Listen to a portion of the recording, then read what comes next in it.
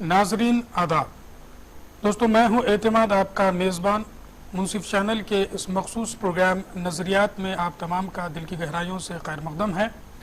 Programme नज़रियात में हम discuss करते हैं हमारे अतराफ़ व अकनाफ़ में होने वाले political issues, religious issues, social issues पर, और इस उन्वानात पर गुफ्तगू करने के लिए हम इस स्टूडियो में मदऊ करते हैं हैदराबाद दक्कन के साथ साथ तमाम हिंदुस्तान से मशहूर व मारूफ के साथ साथ संजीदा किस्म के political analyst, social activist, religious scholars और रिलीजियस लीडर्स को भी।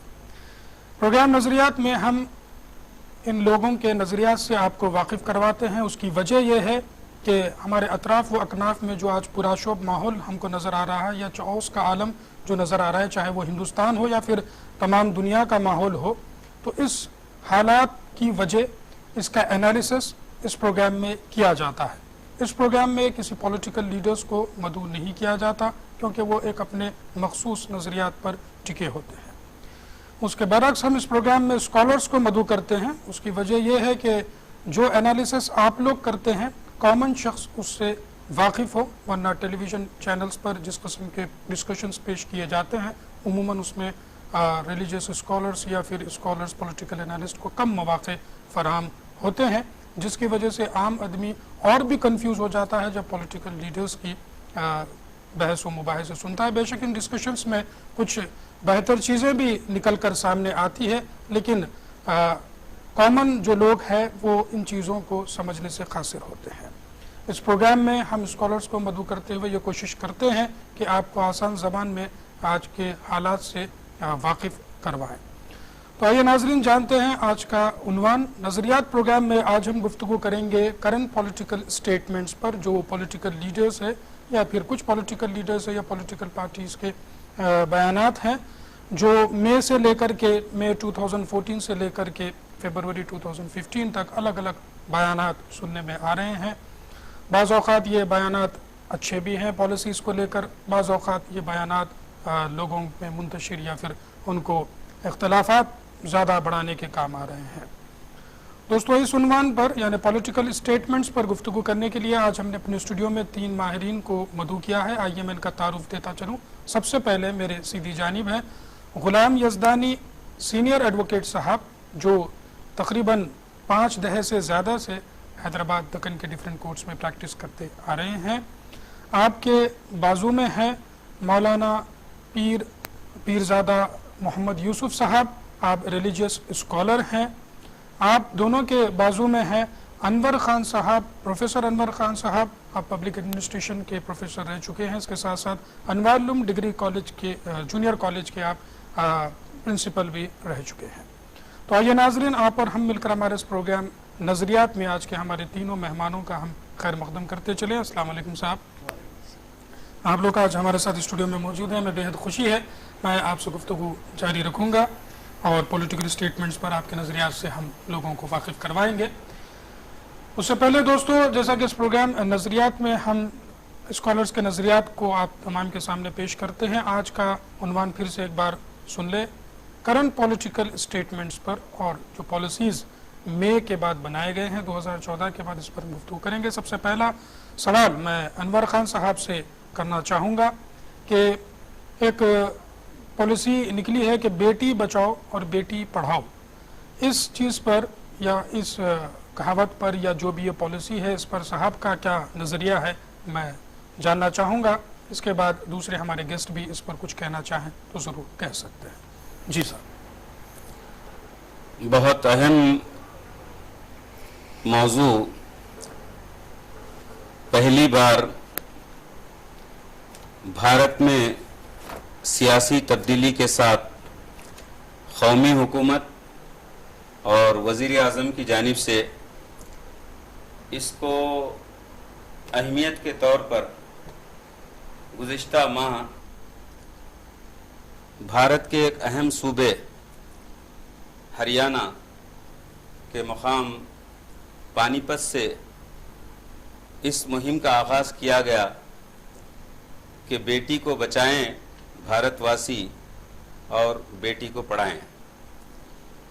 ये बड़ा अहम میسیج اور پالیسی فیصلہ مرکزی حکومت کا رہا کہ سن 2011 کے مردم شماری کے مطابق بھارت کی آبادی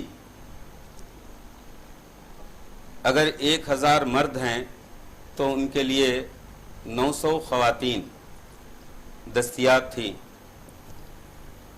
اسی طریقے سے اگر ہم شمال کی جانب جائیں، شمالی ریاستوں میں خصوصاً دلی، ہریانہ، پنجاب، ہماچل پردیش وغیرہ، تو وہاں پر ہر 1000 مرد کے لیے 800 سے زائد خواتین دستیاب تھیں. تو یہ ایک سماجی اعتبار سے بہت ہی imbalance situation, embarrassing situation Bharat کے سامنے تھا. تو اس کو ایڈریس کیا گیا، ایک بڑی اہم بات ہے، اچھی بات ہے. اور گزشتہ صدیوں سے بھارت میں مختلف وجوہات کی بنا پر، جس میں مذہبی وجوہات لائی جاتی ہیں، مختلف نظریات کی وجہ سے، مختلف سماجی مسائل کی وجہ سے لڑکی کو ایک وبال جان سمجھا گیا. چنانچہ پیدائش سے پہلے ہی لڑکی کو اس دنیا میں آنے سے پہلے اسکیننگ کے ذریعے سے، باوجود قانونی پابندی ہے لیکن خود ماں باپ اور ڈاکٹر کے مشورے سے ملینز نہیں بلکہ کروڑوں میں بیٹیوں کا قتل اپنے ہاتھوں سے کیا جاتا ہے اس دیش میں.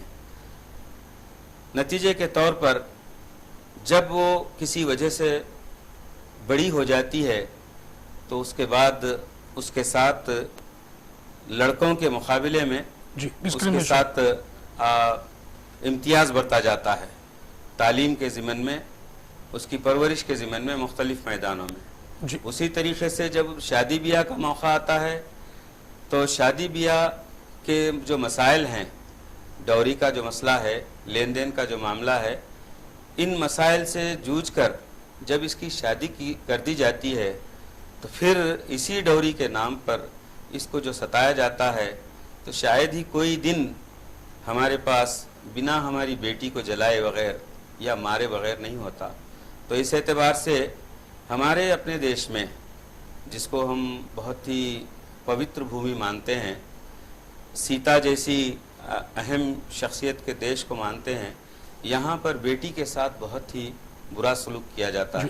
تو ایسے میں اس کو ہماری حکومت، ہمارا سماج یہ تسلیم کرنا کہ ہم نے اپنی بیٹی کے ساتھ بہت ظلم کیا ہے، اب یہ ظلم نہیں ہونا چاہیے، ایک بہت اچھا اقدام ہے، اچھا فیصلہ ہے. میرا اگلا سوال اسی عنوان کو لے کر مولانا پیر زادہ محمد یوسف صاحب سے ہوگا کہ مذہب اسلام نے بیٹیوں کے بارے میں یا ان کے تعلیم کے بارے میں کیا کہا ہے، اس پر آپ روشنی ڈال دیجیے. السلام علیکم ورحمۃ اللہ وبرکاتہ. یہ جو سوال ہے بہت اہم ہے اس وقت حالات کے اعتبار سے. اور ویسے اسلام میں 1400 سال سے زیادہ گزر چکے ہیں الحمدللہ. دور جاہلیت میں اللہ کے نبی صلی اللہ علیہ وسلم کے آنے سے پہلے وہاں کا جو معاشرہ تھا، خصوصیت کے ساتھ بچی پیدا ہونے سے پہلے ہی خبر کھو دی جاتی تھی اور اس طرح اس کو جو ہے نا زندہ دفنایا جاتا تھا. لیکن اللہ کے نبی صلی اللہ علیہ وسلم مبعوث ہونے کے بعد، کتاب آنے کے بعد میں، اس خاص طور پہ اس دور جاہلیت کے اوپر اللہ تبارک و تعالیٰ کی طرف سخت وعدے آئی ہیں. اور اللہ سبحانہ و تعالیٰ قرآن مجید میں اس کا تذکرہ کیا کہ قیامت کے دن ہم ان لوگوں سے ضرور جو ہے نا پوچھیں گے کہ وَإِذَا الْمَوْءُودَةُ بِأَيِّ ذَنبٍ قُتِلَتْ. یہ قرآن کا ایک ایسا سورہ قیامہ یا سورہ تکویر میں آیت کریمہ آئی ہے جس میں اللہ سبحانہ و تعالیٰ بڑے غضبناک ہے کہ ہم ان لوگوں سے ضرور پوچھیں گے جنہوں نے اس بچی کو جو ہے نا قتل کیا گیا ہے، اور اس معصوم بچی سے ہمارا سوال ہوا کہ کیا گناہ تھا جو تجھے قتل کیا گیا ہے. اس قسم کے قرآن مجید میں اور بھی آیات ہیں، وَلَا تَقْتُلُوا أَوْلَادَكُمْ مِنْ إِمْلَاقٍ. اپنے اولاد کو افلاس کے ذریعے سے قتل مت کرو، क्योंकि तुमको भी रिस्क देने वाले हम ही हैं और उन्हें भी रिस्क पहुंचाने वाले हम ही हैं। इस एतबार से इस्लाम के अंदर औरत का बहुत बड़ा मर्तबा और मकाम रखा गया है, और इस्लाम के अंदर मर्द के जो हुकूक दिए गए उससे कहीं ज़्यादा हुकूक जो है वो ख़वातीन के दिए गए हैं। आप कुरान मजीद पढ़ेंगे तो सूरह निसा के अंदर बाज़ाब्ता सूरह निसा है जिसका नाम ही जो है ना औरत के आते हैं, उस सूरह निसा के अंदर औरत के हुकूक को बताया गया है बाज़ाब्ता, और माँ बाप के जो जायज़ात है उसके अंदर उसकी पूरी विरासत है, उसके बाद तकसीम उसको हिस्सेदार बनी है इस सिलसिले में। और फिर इस सिलसिले में अल्लाह सुब्हानहू व तआला खास तौर पे जो है औरतों के जो हुकूक बयान करते हुए कुरान मजीद में उनकी हुर्मत को बताया गया है, जबकि दौर जाहिलियत में औरत को एक इस्तेमाल के बाजार की शय जो होती है ना उस अंदाज में जो ना आज किया, लेकिन औरत को बाज़ाब्ता उसका मुकाम और उसका मर्तबा दिया गया है, और उस तरह औरत के हुकूक का पासबान किया गया है, और बाज़ाब्ता पूरे हुकूक जो है ना कुरान और सुन्नत रसूलुल्लाह सल्लल्लाहु अलैहि वसल्लम ये बात आई है। और जहाँ तक मामला तालीम का है, इस सिलसिले में अल्लाह के नबी सल्लल्लाहु अलैहि वसल्लम ने अपने दौर मुबारक में फरमाया कि हर औरत बच्ची को पढ़ाना लाजमी है, जी फर्ज है, तालीम फर्ज है हमारे यहाँ। और तालीम के मामले में या किसी और मामले में औरत और मर्द को तफरीक नहीं की गई है, बल्कि अल्लाह के नबी सल्लल्लाहु अलैहि वसल्लम ने बाज़ाब्ता ख़वातीन के लिए तालीम का इंतज़ाम किया है, और इस सिलसिले में मुअल्लिमात वगैरह उसके पूरे दुरूस वगैरह पूरे हमको तारीख में मिलते हैं। इस सिलसिला इस्लाम का एक बहुत बड़ा ज़ख़ीरा जो है हमें खुद जो है ना ख़वातीन से मिलता है, सहाबा किराम से, हदीस वगैरह। मज़हब इस्लाम जो है वो 1450 साल पहले से ख़वातीन या लड़कियों की हिफाजत, उनका तहफ़्फ़ुज़, उनकी फलाह व बहबूद के बारे में सोचता आया है। इस पर हम ज़रूर मज़ीद गुफ्तगू करेंगे। दोस्तों, ये भी सवालात ज़हन में लोगों के आते हैं, या फिर अक्सर लोगों के सामने ये गलत बयानी पेश की जाती है कि मज़हब इस्लाम में ख़वातीन को जो है ना राइट्स दिए जाते हैं, ना उनके ऊपर बहुत सारी पाबंदियाँ उसके राइट्स के अलावा लगाए जाते हैं। मैं अनवार खान साहब से इस पर ज़रूर बात करूंगा कि इस किस्म का गलत प्रोपोगंडा क्यों हुआ है। उससे पहले गुलाम यज़दानी साहब से मैं जानना चाहूँगा कि ये जो पॉलिसी रखी गई है और इस पर मज़हब इस्लाम आप क्या कहना चाहेंगे, आपका नज़रिया क्या है, बेटी बचाओ और बेटी पढ़ाओ? देखिए, हमारे जो इनकलाबात आए हैं देश में, उसमें एक इनकलाब ये था कि बीजेपी सारे मुल्क में पावर में आई। जी, जब मोदी प्राइम मिनिस्टर बने तो अच्छे काम भी हैं उनके, बुरे काम भी। अच्छे दिन के नाम से आए, अब बुरे दिन मालूम नहीं कल इलेक्शंस के रिजल्ट से जी क्या होने वाला है दिल्ली में। जी हाँ, जी जी। मैं ये कहता हूँ कि बास बुनियादी बातों की तरफ उन्होंने जो तवज्जो की है वो यकीनी काबिल तारीफ है। जैसे मिसाल के तौर पर ये बेटी बचाओ, मैं इस पे हवाला दूंगा इस्लामी क़वानीन का। कुरान मजीद में जिस तरह से लड़कियों के हुकूक़ का तहफ़्फ़ुज़ किया गया है, आपको तो ये मालूम है जी कि हमारा विरासती निज़ाम पूरा जी कुरान में मौजूद है। बेशक। और ये नहीं है कि किसी के क़ानून के मोहताज हैं और किसी दस्तूर के मोहताज हैं, बल्कि कुरान में इसका ज़िक्र है। जब कुरान से हम हर चीज़ हासिल करते हैं, हम रहनुमाई लेते हैं, सब कुछ करते हैं, तो ज़ाहिर है इस मंबे को भी हम देखेंगे कि उसमें क्या कहा गया है। जाहिलियत के ज़माने में ज़िंदा दफन कर देना अलग बात है। आज के दौर में सन 1956 मेरा जहाँ तक ख्याल है 54 या 56 में मुस्लिम लॉ की तख्लीद की गई हिंदू लॉ में। हिंदू लॉ में इंडियन सक्सेशन एक्ट में बेटी को कोई, इंडियन सक्सेशन एक्ट से पहले बेटी का कोई हक़ नहीं था जी। आज वहाँ बेटी का हक़ है। इस्लाम में अगर निस्फ दिया गया है तो वहाँ पे मसावी दिया गया है। खैर वो सही है गलत है मैं नहीं कहता, लेकिन एक्नॉलेज किया गया। डाइवोर्स नहीं था इस्लाम में। डाइवोर्स है जहाँ तबीयतें नहीं मिलती थी, वहाँ तलाक, खुला वगैरह की गुंजाइश। यहाँ पर डाइवोर्स नहीं था। हिंदू नज़रिए के मुताबिक शादी ब्याह ये जो है दो रूहों की का इत्तेहाद, यूनियन ऑफ टू सोल्स कहा जाता था, और हमारे यहाँ ऐसा नहीं। मुस्लिम्स में इन कॉन्ट्रैक्ट में था कि उसमें मुआहदा था कि मैं बीवी के हिस्से से रहूँगी, आप शौहर के हिस्से से रहना, ये मुआहदा था। आज जो है जबकि हमारे पास इस किस्म का कानून मौजूद है और हमसे तख्लीद भी किया गया है, इंडियन सक्सेशन एक्ट वजूद में आया है, डाइवोर्स एक्ट वजूद में आया है, तो एक लिहाज से तमाम ख़वातीन के लिए तहफ़्फ़ुज़ हो गया है। जी आपके यहाँ बेटे को 2 हिस्से, बेटी को 1 हिस्सा, वहाँ पर मसावी हो गया। आप तलाक दे सकते थे, वो तलाक नहीं दे सकते थे। हत्ता कि आपको तो मालूम है सती की जो रस्म थी, शौहर मरा तो बेटी को जिंदा दिया। राम मोहन राय तारीख में ऐसी शख्सियत गुजरी है जो कि उसको ख़त्म किया वो सती का रस्म। जी तो मैं ये कहता हूँ आज अगर ये अच्छी स्कीम अगर सामने हमारे आ रही है तो यकीनी हमको इस बारे में उसके लिए ये कभी भी नहीं सोचना चाहिए। जी पॉजिटिव एटीट्यूड रखना चाहिए। पॉजिटिव एटीट्यूड रखना चाहिए उसमें, क्योंकि अच्छे दोस्तों जैसा गुलाम यज़दानी साहब सीनियर एडवोकेट ने अभी फरमाया है, कुछ डिफरेंसेस बताए हैं कि मुस्लिम लॉ के तहत 1450 साल पहले से डिवोर्स का हक दिया गया है दोनों को भी, चाहे लड़का हो या लड़की हो। और हिंदू लॉ में नहीं था। 1955 हिंदू मैरिज एक्ट के तहत इन चीज़ों को शामिल किया गया। उसी तरह से कोपार्सनरी प्रॉपर्टी में लड़की को कोपार्सनर नहीं माना जाता था, लेकिन 2005 में सक्सेशन एक्ट के जरिए उसमें भी अमेंडमेंट लाते हुए वहाँ पे भी उसको हक दिया गया। लेकिन ये तमाम हुकूक जो है वो मज़हब इस्लाम में बहुत पहले से ख़वातीन को दिए गए हैं। अनवर खान साहब से मैं जानना चाहूँगा फिर क्या वजह है जो बार बार लोग प्रोपोगंडा करते हैं कि ख़वातीन को मज़हब इस्लाम में तहफ़्फ़ुज़ात नहीं दिए गए या उसकी फलाह व बहबूद की बात नहीं की गई, क्या सोचते हैं आप? ये जो मुखालिफाना प्रोपेगेंडा होता है या इस्लाम को कठेरे में खड़ा करने की कोशिश की जाती है मुसलमानों पर, ये एक इल्ज़ाम है। एक तो मुसलमान भारत के एक शहरी की हैसियत में यहाँ के जो क़वानीन होंगे उसकी पासदारी करेगा वो शहरी की हैसियत में, अगरचे कि उसका अपना क़ानून शरई क़ानून है इस सिलसिले में। तो उसके अलावा जो ट्रेडिशन है जी मुक़ामी, उसके असरात भी यकीनन ये कबूल किए बग़ैर नहीं रहा है।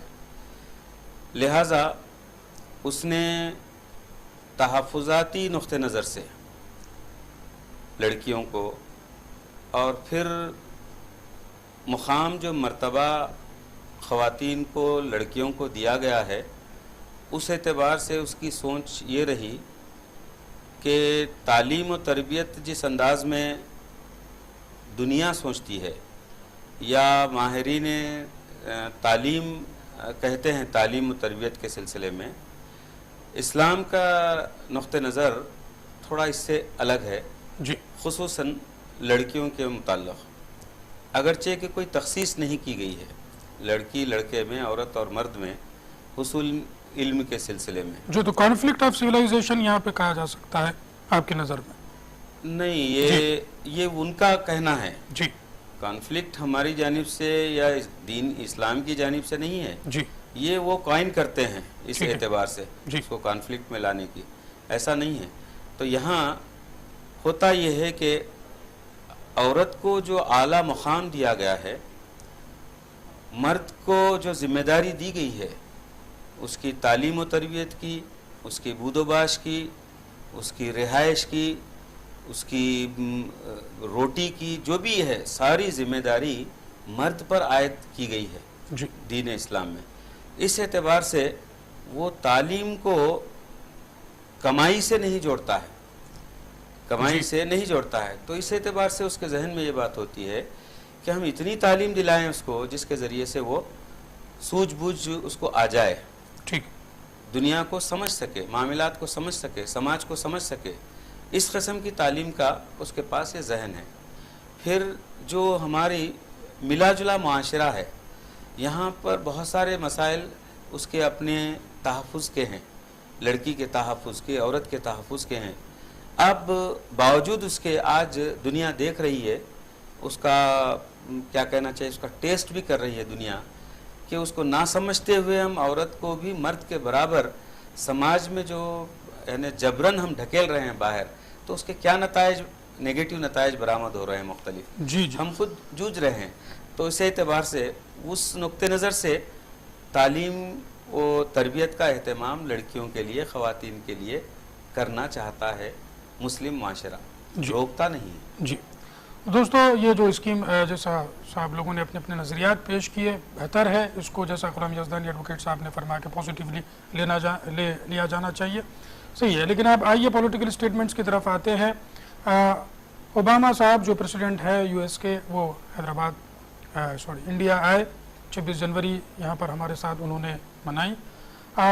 جاتے جاتے کچھ کہہ کر گئے، کچھ لوگوں کو اس سے اختلافات بھی ہے اور کچھ لوگ اس سے متفق بھی ہیں۔ غلام یزدانی صاحب سے میں درخواست کرتا ہوں، جاتے جاتے کیا کچھ کہہ گئے اور کیا نظریہ آپ کا ان کے اسٹیٹمنٹ پر ہے، میں جاننا چاہوں گا، پھر ہمارے دوسرے گیسٹ بھی اس پر ضرور اپنے نظریات پیش کریں گے۔ دیکھیے صاحب، فارن افیئرس کے اعتبار سے جب آپ کسی کو مہمان بلاتے ہیں تو اس کے ساتھ یہ توقع رکھنا کہ وہ آپ کی مہمان نوازی کی تعریف کرے گا اور آپ کے ملک کے حالات کی تعریف کرے گا، یہ میں نہیں سمجھتا کہ درست ہے، اس وجہ سے کہ انہوں نے کئی مسئلوں میں ہماری تعریف بھی کی ہے۔ اگر انہیں کوئی ایک بات ایسی نظر آئی ہو، یہ تو آپ خود بھی اچھی طرح سے واقف ہیں کہ ان کے آنے سے چند دن قبل اور ان کے یہاں کے قیام کے دوران یہ ایسے واقعات ہوئے جس میں یہ کہا گیا کہ سارے قوم کو جو ہے ایک تاریخ تک ایک پرٹیکولر قانون آپ کے ایخان کے تحت کر دیا جائے گا مذہب کا۔ مجھے یہ یاد آتا ہے ایڈمنڈ برک ایک بہت بڑا پارلیمنٹیرین تھا، اور آپ کو تو معلوم ہے کہ برٹش پارلیمنٹ کو مدر پارلیمنٹ کہتے ہیں ساری دنیا میں۔ خیر مدر پارلیمنٹ تو ہمارے حضرت عمر کے زمانے سے شروع ہو گئی، جبکہ ان کے فرزند کھڑے رہ کے پوچھے کہ آپ خبا کیسے بنائیے، تو خیر دنیا مانتی ہے کہ برٹش پارلیمنٹ جو ہے مدر پارلیمنٹ۔ جی ایڈمنڈ برک نے ایک دفعہ کسی معاملے میں کھڑے رہ کے کچھ خیالات کا اظہار کیا، مشہور پارلیمنٹ ہے، تو جب خیالات کا اظہار کیا تو چاروں طرف سے ہاؤس آف کامنس چاروں طرف سے چیخ پکار شروع، تو اس نے جواب دیا روک کے اسپیکر کے اجازت سے، I was not aware that common sense is so uncommon in the House of Commons۔ جی اب ایسے محسوس ہوتا ہے کہ دستور میں جو تیقنات دیے گئے ہیں وہ ایک طرف، رہنماؤں کی جو سروسز ہیں وہ ایک طرف، یہ سب چھوڑ کے کچھ لوگ جو ہے اگر اس قسم کی باتیں کریں، آپ کو تو معلوم ہے فارن افیئرس کا ڈپارٹمنٹ یہ کام کرتا ہے کہ بھائی یہاں کیا ہو رہا ہے ان کو رپورٹ جائے، وہ یہ نہیں ہے کہ وہ یہاں کے آپ کے پاس کتاب کھول کے پڑھے، اخبار دیکھ کے پڑھے۔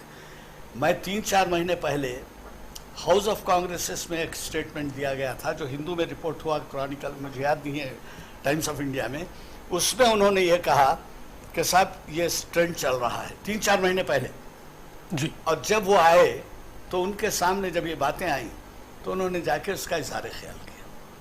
یہ صحیح ہے کہ امریکہ خود بھی اس میں انوالوڈ ہے کہ کالوں کے ساتھ اچھا ٹریٹمنٹ نہیں، یا دنیا کے کئی مقامات کے اوپر، وہ ایشو کو چھوڑیے، ہم یہ دیکھ رہے ہیں کہ ایک مہمان آیا ہے کیا تاثر لے کے گیا ہے۔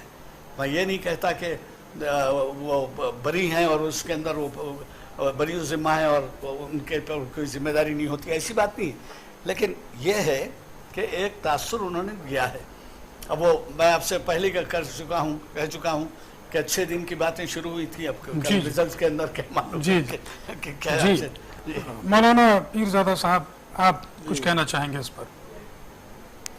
دیکھیے اوباما صاحب جو دورے پہ آئے تھے اور انہوں نے کچھ باتیں جو جاتے ہوئے کہی ہیں، اس کے اندر خصوصیت جو بات تھی اس کے اندر وہ بات تھی کہ جو ہے نا ہندوستان میں ہر مذہب کو آزادی ہونی چاہیے، ہر مذہب کے ماننے والوں کو جو ہے ان کے پوری طریقے سے نہ صرف مذہب پہ چلنے کی بلکہ اپنے مذہب کی جو ہے پرچار کرنے کی بھی جو ہے انہیں آزادی ہونی چاہیے، جو آلریڈی دستور میں ہمیں باضابطہ ہمیں دیا گیا ہے باضابطہ۔ اس سلسلے میں اب چونکہ کچھ واقعات ایسے ہوئے تھے ان کے آنے سے پہلے جس کی وجہ سے جو نا خاص طور پہ جو اس کی نشاندہی کیے ہیں وہ لوگ، اور اس سلسلے میں آپ دیکھ بھی رہے ہیں کہ حالات بھی کیسے نہ ہو رہے ہیں، جیسے گھر واپسی کا پروگرام ہے جس کی وجہ سے جو ہے کچھ نظریات جو پھیلائے جا رہے ہیں، مثال کے طور پہ توگاڑیا صاحب کے بیانات آپ سن رہے ہیں اسی قسم سے، یا وشوا پریشد ہے، فرحان، بہت سارے ایسی باتیں ہیں، لیکن خصوصیت کے ساتھ اس میں مسلمانوں کو جو ہے نا ٹارگٹ بنایا جا رہا ہے،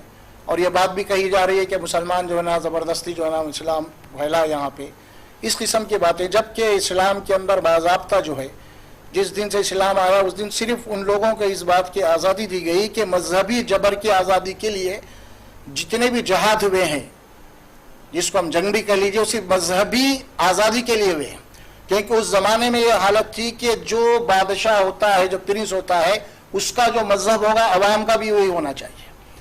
لیکن جب اسلام آیا تو یہ بات رہی کہ آدمی کو جو ہے، ہر شہری کو اور انسان کو، اس کو جو ہے نا مذہبی آزادی ہونی چاہیے.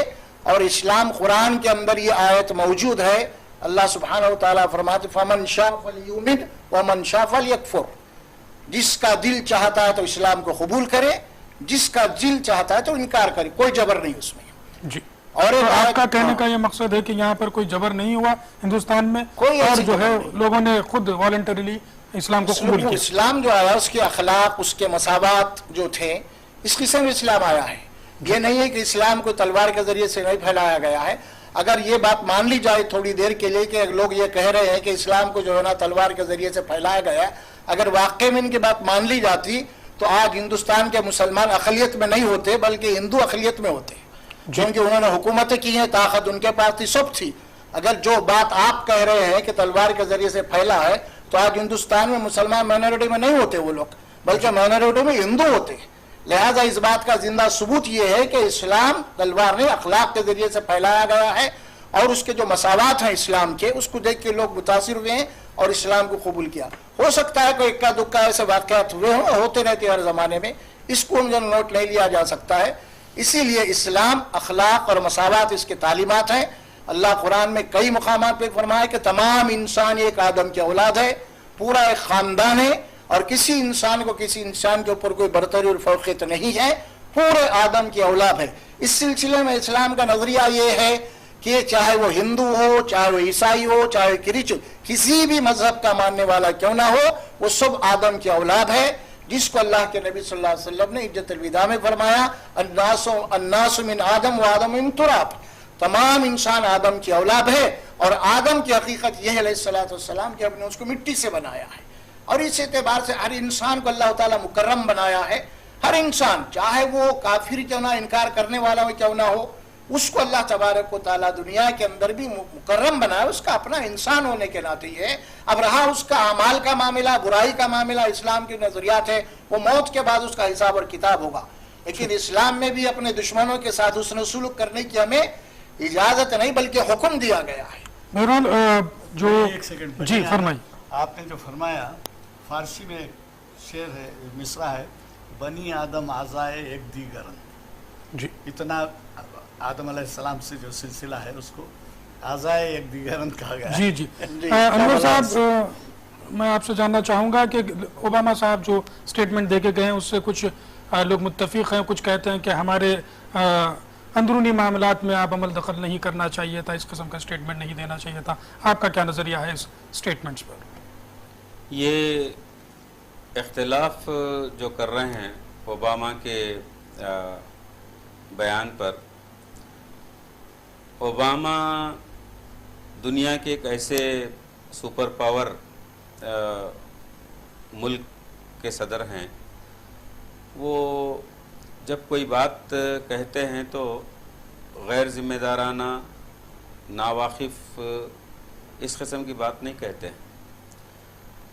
اور ہمارے جو وزیر اعظم ہیں موجودہ، یہ سڈن کوئی ایک دن میں یا چند انتخابی جو پیریڈ ہے آپ کا، اس پیریڈ میں ابھر کر آئے نہیں، بلکہ ان کا ایک پس منظر ہے. انہوں نے ایک صوبے میں 15 سال حکومت کی ہے، اور ان کے دوران حکومت میں اس صوبے میں کیا صورتحال رہی، رواداری کی، اور بحیثیت ایک حکمران کے ان کی حکمرانی میں لوگ عموماً خصوصاً اقلیتیں کس حد تک محفوظ رہے، ان کی جان اور مال کا کس طریقے سے مذاق اڑایا گیا، کس طریقے سے نقصان پہنچایا گیا. پھر اس کے رد عمل کے طور پر اسی موجودہ ہمارے وزیر اعظم کو ان اپنے ملک کے दौरे की तक इजाज़त इनको नहीं दी गई साबिक़ में। जी, अमेरिका की इजाज़त उनको नहीं दी जा रही। बल्कि बहुत बड़े पैमाने पर इनकी ऐवानों में यानी कांग्रेस में वहाँ पर इनके मुताल्लिक़ हंगामे हुए और इनके ख़िलाफ़ में बहुत कुछ वहाँ पर कहा गया है। तो हमारी एक ज़हनियत बनी हुई है, ये बड़े अफसोस के साथ इसको नोट करना चाहिए कि इसको हम कहते हैं ग़ुलामाना ज़हनियत, कि हम किसी बड़े पहलवान के सामने एकदम बिल्कुल आजिज़ हो जाते हैं, ये कैफियत। तो हमने ओबामा के साथ ऐसा ही क्या कहना उसके तासुर दिया उनके सामने, उनको मदऊ करने के सिलसिले में, उनकी आवभगत के सिलसिले में, फिर उनकी हर बात को कबूल करने के सिलसिले में। तो ऐसे में जब सारी बातों को उनकी आप कबूल कर रहे हैं तो एक हकीकत जो इन दिनों भारत में कम हो रही है, जो कि यहाँ की नस नस में रवादारी बसी हुई है, रच बस गई है, तो वो कमी आ रही है उसमें। तो उस जानिब उन्होंने मुतवज्जो किया कि अदम रवादारी को तर्क करना चाहिए, रवादारी मुनासिब है। ये और बात है उनकी पीठ कैसी है, उनका मामला क्या है जी, उस पर भी हम गुफ्तगू कर सकते हैं, लेकिन अगर वो कहे हैं तो दूसरी बातों को जब हम कबूल कर रहे हैं, इस बात को भी इस बात को भी हम कबूल करना चाहिए। ज़रूरी। दोस्तों, जब यहाँ पर मनमोहन सिंह प्राइम मिनिस्टर थे तो उस वक़्त बीजेपी के कुछ लीडरान और बाज़ औक़ात मोदी साहब ने भी उनके जो स्टेटमेंट्स होते थे उसका मफ़हूम अगर हम ले तो वो ज़्यादातर ये कहते थे कि मनमोहन सिंह साहब बहुत खामोश रहते हैं, किसी चीज़ पर बात नहीं करते। आज मोदी साहब को भी ज़रूर और बीजेपी से ताल्लुक़ रखने वाले लोगों को भी ज़रूर इस चीज़ से वाक़फ़ियत हासिल हो गई होगी कि वो जो कुर्सी है उस पर बैठने के बाद खामोश अच्छे से अच्छा इंसान भी हो जाता है, कभी उसको मजबूरन होना पड़ता है, वो कभी मसलहतन खामोश हो जाता है। एक अंग्रेजी की कहावत है कि good administrator is a person who should be half deaf and half डम। क्या प्राइम मिनिस्टर मोदी साहब हिंदुत्व के स्टेटमेंट्स पर इन्हीं चीज़ों को मद्देनज़र रखते हुए खामोश बैठे हैं? मैं गुलाम यज़दानी साहब से दरख्वास्त करता हूं, आप क्या सोचते हैं कि ये खामोशी किस वजह से होगी और कहां तक दुरुस्त है? देखिए सर, एक सियासी एडमिनिस्ट्रेशन के दौरान किसी भी पार्टी का पावर में रहे, कई ऐसी बातें होती हैं जिनके बारे में खुले तौर पर डिक्लेयर करना पड़ता है। अब ये रहा कि मोदी साहब ने कुछ अच्छी चीज़ें तो की हैं, लेकिन बाज़ ऐसी बातें हैं जिसमें उनको बराबर आगे बढ़ना चाहिए था। डेफ और डम ये बातें नहीं चलेंगी वहाँ पर। मिसाल के तौर पे सबसे ज़्यादा नाराज़गी इस बात की है कि जब इस किस्म का स्टेटमेंट दिया गया कि कोई और यहाँ पर मज़हब नहीं पनपेगा, तो उन्होंने खामोशी अख्तियार की। न सिर्फ ये कि पार्लियामेंट में खामोशी अख्तियार, ये तो कोई ऐसा मसला नहीं था, नहीं तो बीजेपी के मंशूर में था, न तो बाद में बीजेपी के ज़िम्मेदारान ने कहा। चंद मजहबी, अब मैं क्या कहूँ, जुनून में ये कह गए और उसके बाद जो है ये खामोश बैठे रहे। तो ये बात जो है बहुत ही नामुनासिब थी। इसी वजह से ये बात आपको पता है कि टाइम्स, आपके अमेरिकन टाइम्स, न्यूयॉर्क टाइम्स ने भी लिखा है इस बारे में, साइलेंस को तोड़ना, ये खामोशी को तोड़ा जाए।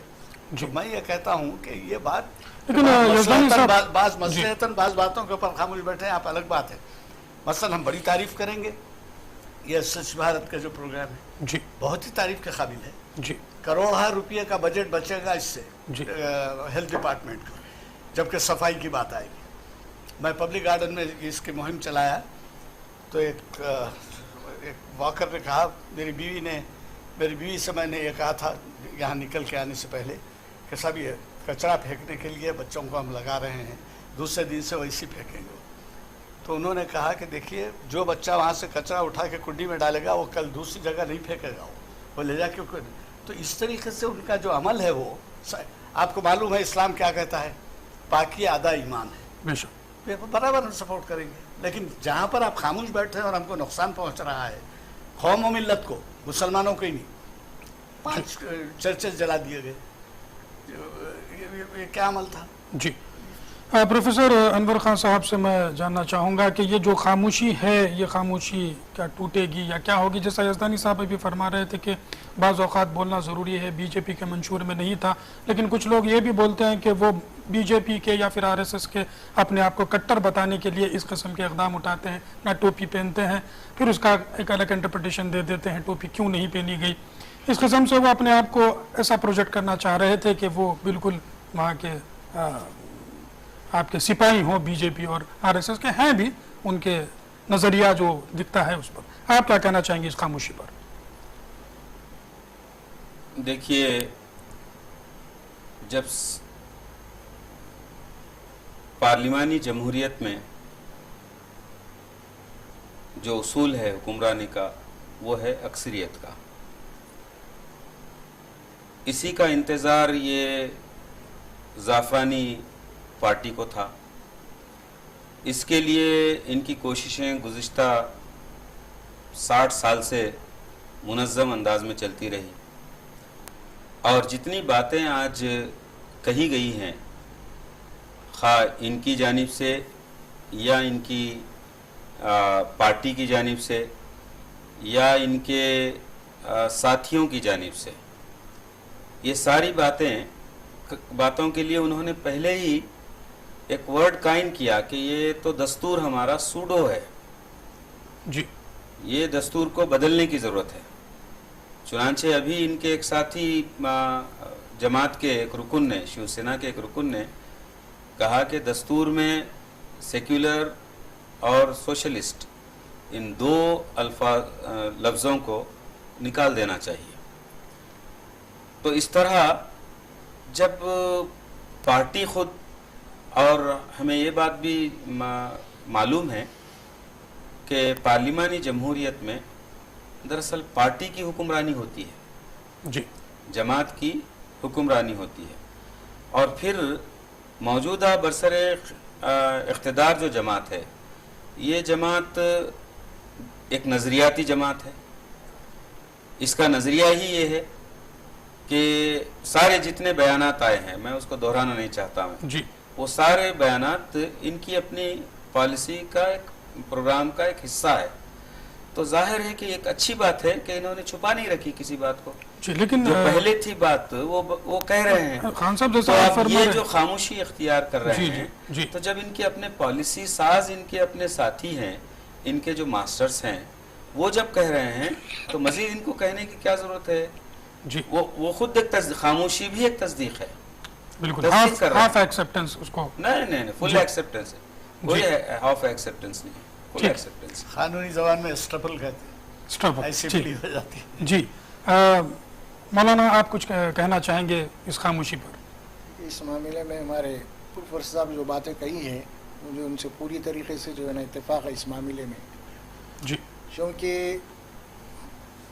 खामोशी जो चीज़ है उसके मामले में कि जो काम प्राइम मिनिस्टर करना चाह रहे हैं वही काम जो है उनकी पार्टी कर रही है। अब चूँकि एक सीट पे बैठे हुए हैं, इस एतबार से जो है खामोश बैठना बेहतर है।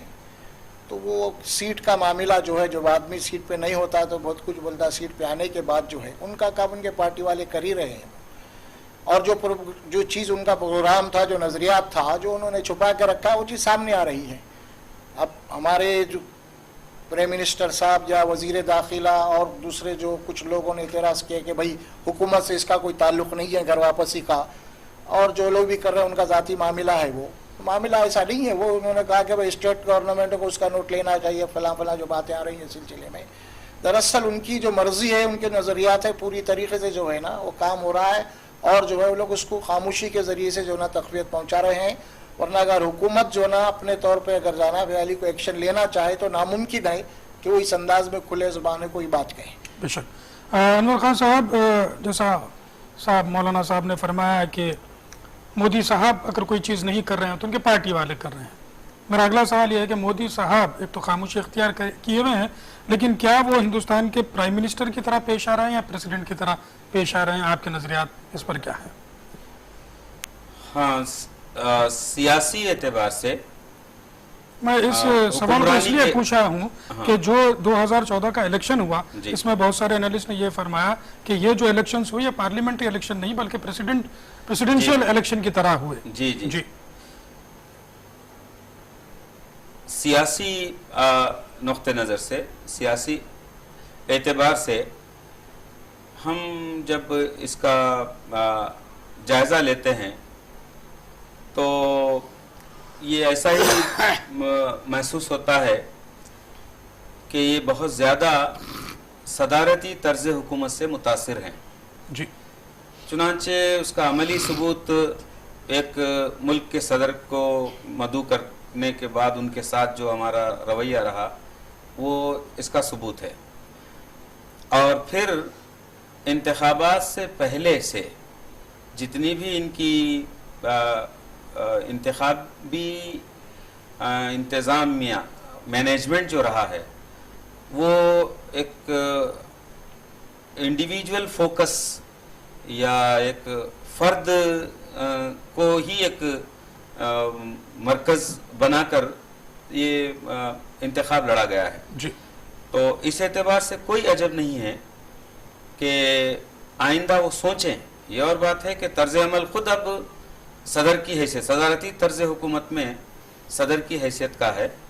اس سے عملی طور پر بھی ہم کچھ چیزوں کو دیکھ سکتے ہیں، جیسے انہوں نے کسی بھی محکمے کو یہ آزادی نہیں دے رکھی کہ وہ اپنی مرضی کے مطابق اپنے معتمدین کو یا سیکرٹریز کا جو ہے تقرر کریں. اسی طرح ابھی حال میں تھوڑے سے اختلاف پر بڑے اہم وزارتوں کے جو اہم سیکرٹریز کو برخاست کر دیا گیا ان کو. تو یہ ایٹیٹیوڈ جو ہے، یہ انداز جو ہے، یہ بتاتا ہے کہ صدارتی طرز حکومت کی جانب قدم یزدانی صاحب سے آگے بڑھ میں رہا. چاہوں گا کیا آپ کی نظر میں پریسیڈنٹ رول چل رہا ہے یا پرائم منسٹرشپ ہی چل رہی ہے؟ دیکھیں صاحب، پہلے سے یہ الزام ہے یہاں پر کہ پریزیڈنٹ فگر ہیڈ ہوتا ہے. جی ہے نا، لیکن یہ بات بھی صحیح نہیں.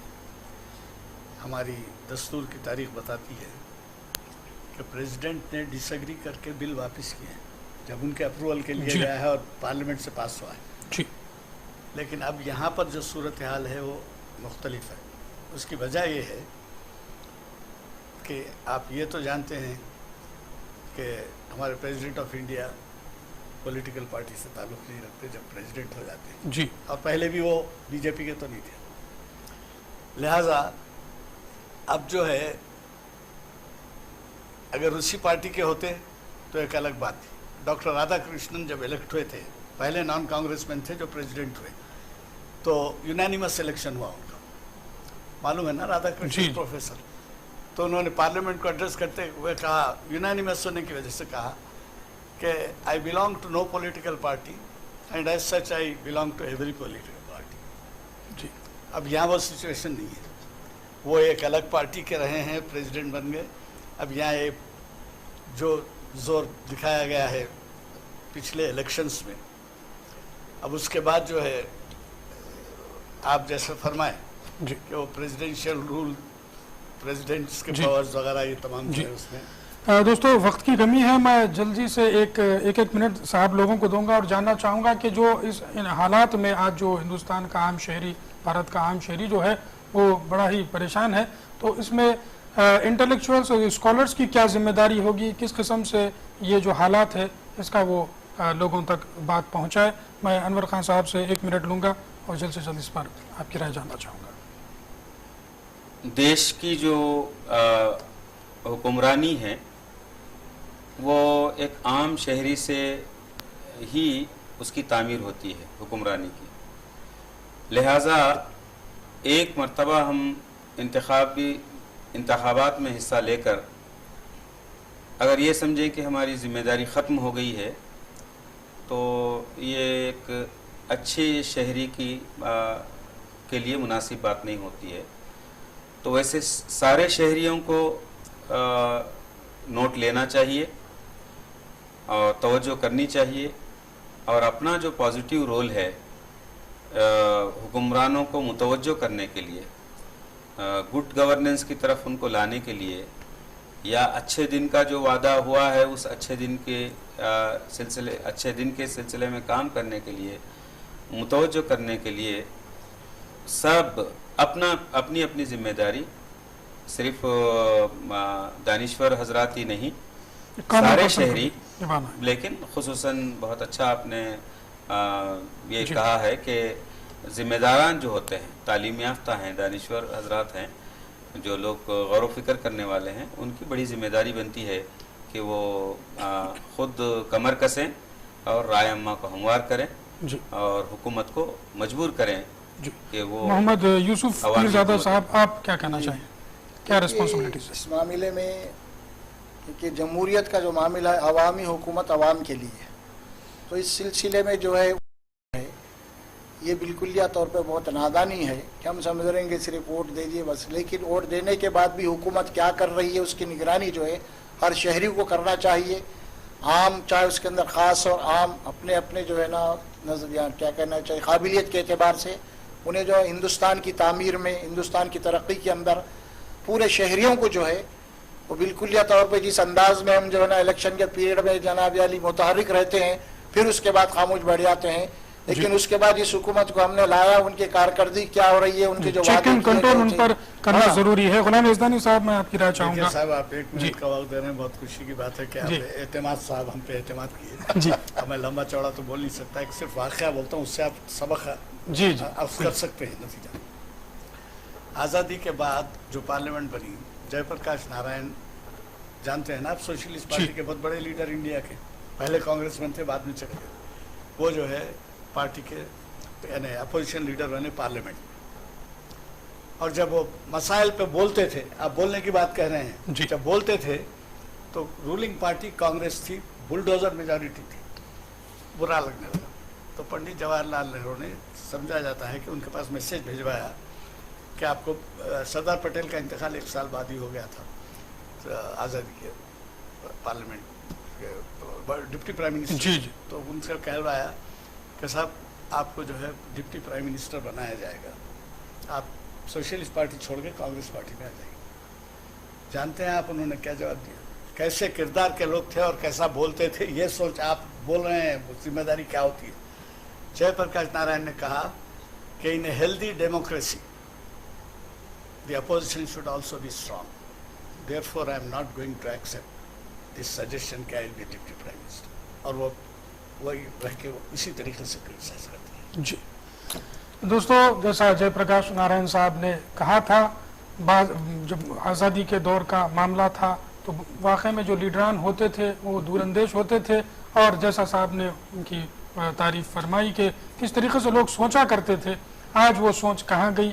آج بھی وہ سوچ ہے، لیکن اس کو ابھارنے کی ضرورت ہے، اس کو موقع دینا ضرور چاہیے۔ میں تمام شرکاء سے شکریہ ادا کرتا ہوں کہ آپ لوگ آئے اور ان عنوانات پر گفتگو میرے ساتھ کی، بہت بہت شکریہ، اور میں فیوچر میں بھی آپ کو تکلیف دیتا رہوں گا، ضرور آپ میرا ساتھ دیجیے گا۔ دوستو، کل نظریات پروگرام میں ہم گفتگو کریں گے اکنامک پالیسیز ان انڈیا پر۔ تب تک کے لیے نظریات کی پوری ٹیم کو اعتماد کے ساتھ اجازت دیجیے۔ اللہ حافظ۔